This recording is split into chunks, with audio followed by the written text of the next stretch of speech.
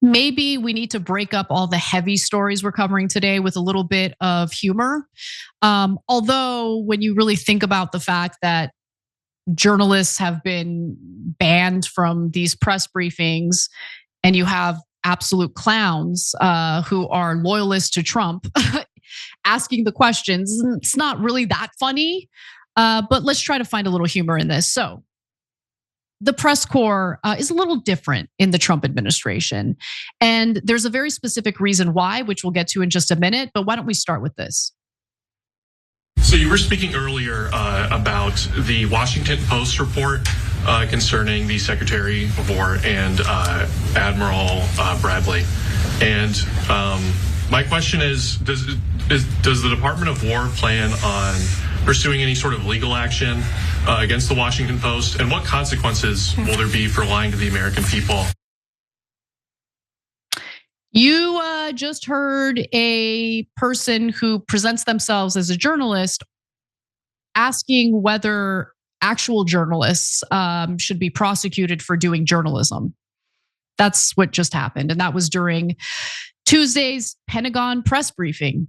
Just insane.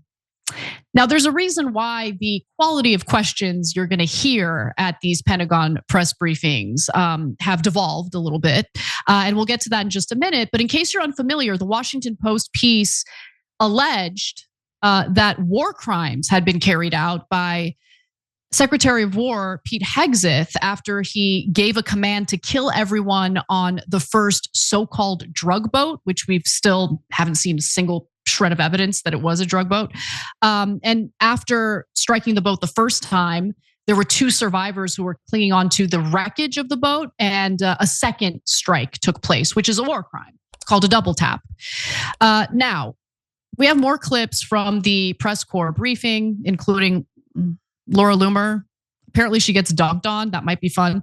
But there are some incredibly important bits of information I want to share with you all here, especially the important context. So in order to gain press credentials at the Pentagon, journalists had to agree and basically sign on to this agreement that they will not solicit information that is not officially authorized by the Department of War, which flies in the face of journalism.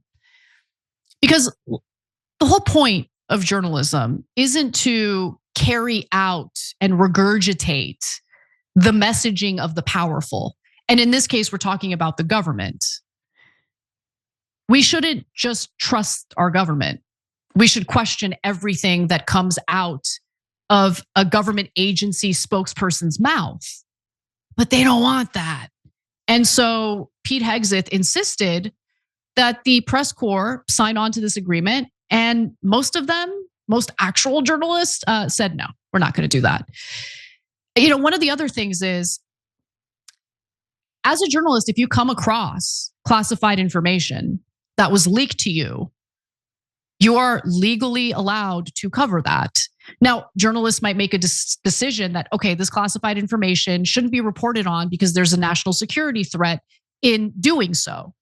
And that has come across in various news stories in recent years. But it's not illegal to have leaked emails, for instance, or classified information that is leaked to a reporter.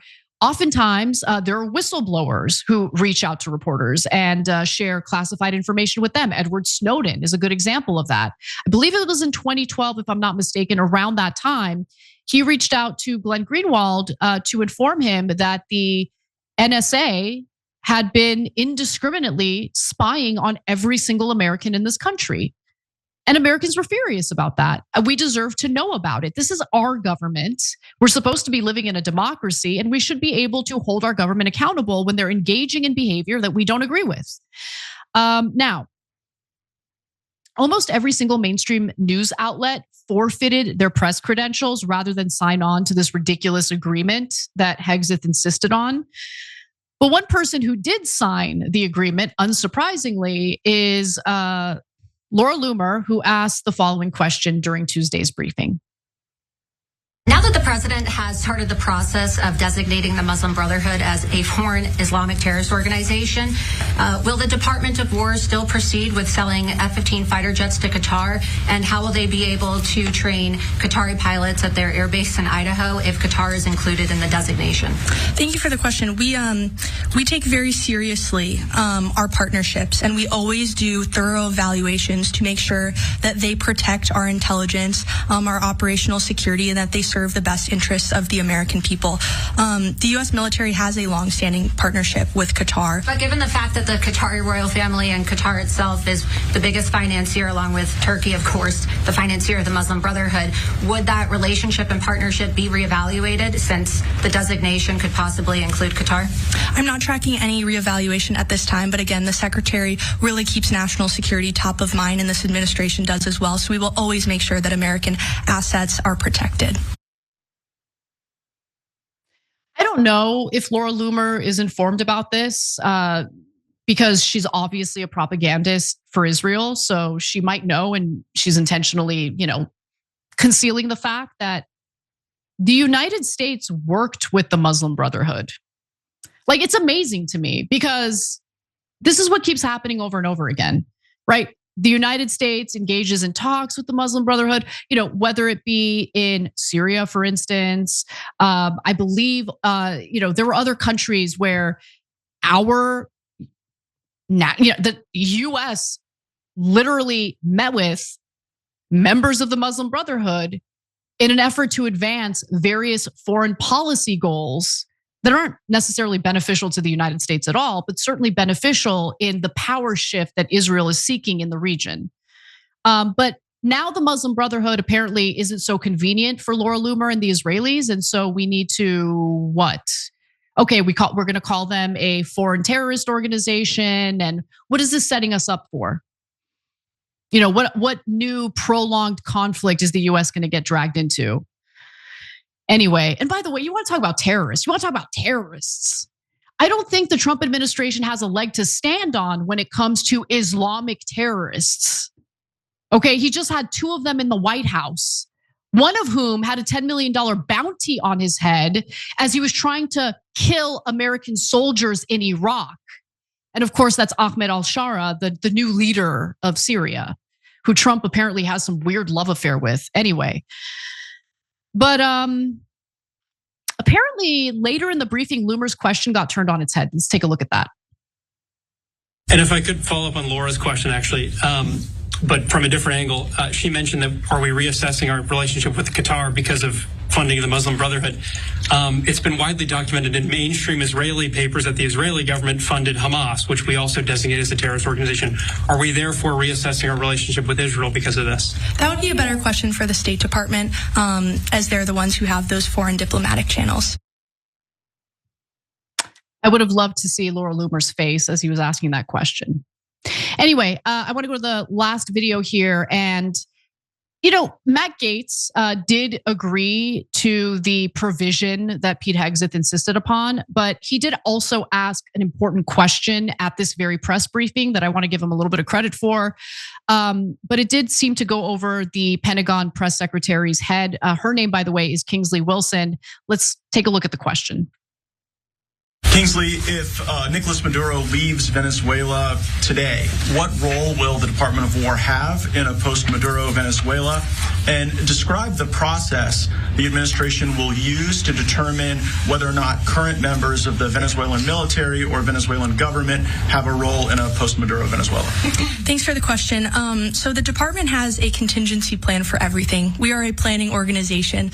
If anything were to happen around the world, we have a response planned and ready. So we stand at the president's beck and call, our commander-in-chief, to do what is needed if called upon. And that will be what this department continues to focus on and continues to prepare for in regards to our ongoing operations in the Southcom region. Again, our focus is taking out narco-terrorists. Following the departure of Saddam Hussein, there was this desire to name every Ba'athist a terrorist.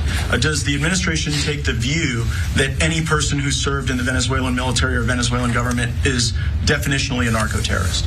That would be a determination for the president to make, but I can tell you that every single person who we have hit thus far, who is in a drug boat carrying narcotics to the United States, is a narco-terrorist. Our intelligence has confirmed that, and we stand by it.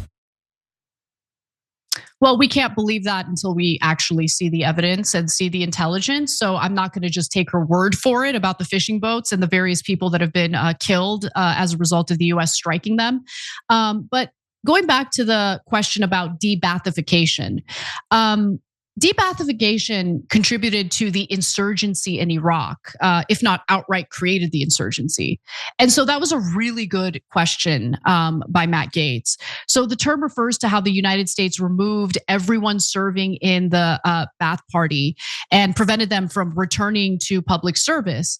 And that left hundreds of thousands of soldiers suddenly unemployed in one fell swoop. Gee, I wonder what will result from that.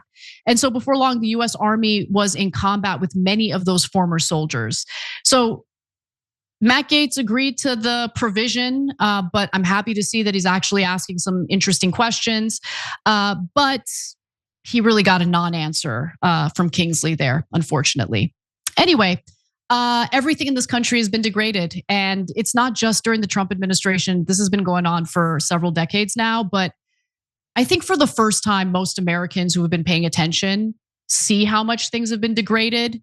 And it's terrifying when it deals with, the Pentagon, our national security, and questions of life and death in the Caribbean, in the Middle East, in Venezuela. Scary world out there, that's for sure. Every time you ring the bell below, an angel gets his wings. Totally not true, but it does keep you updated on our live shows.